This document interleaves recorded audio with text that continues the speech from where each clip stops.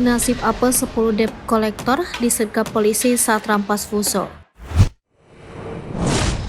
Sebanyak 10 orang debt kolektor atau mata elang diamankan jajaran kepolisian Polda Banten saat sedang beraksi.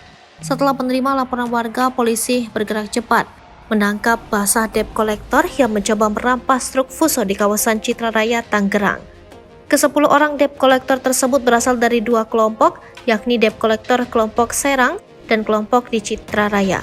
Peristiwa berawal saat kelompok debt kolektor hendak merampas truk Fuso yang dikendarai sopir Tata Tarmidi. Kendaraan itu sudah menunggak pembayaran cicilan selama 4 bulan. Debt kolektor tersebut menghentikan sopir di daerah Kutruk, Kecamatan Jambe, dan mengarahkan sopir untuk menuju kantor leasing di Citra Raya. Dalam perjalanan inilah sopir sempat menghubungi pemilik mobil, yang kemudian pemilik mobil melaporkan ke Resmob Polda Banten.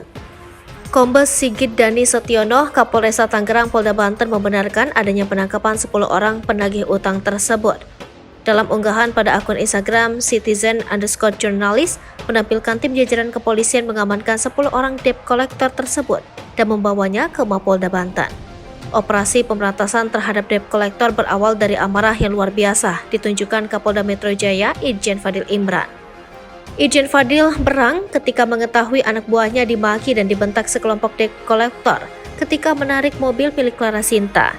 Irjen Fadil pun segera menginstruksikan seluruh jajarannya untuk memburu para debt kolektor yang dinilainya meresahkan masyarakat.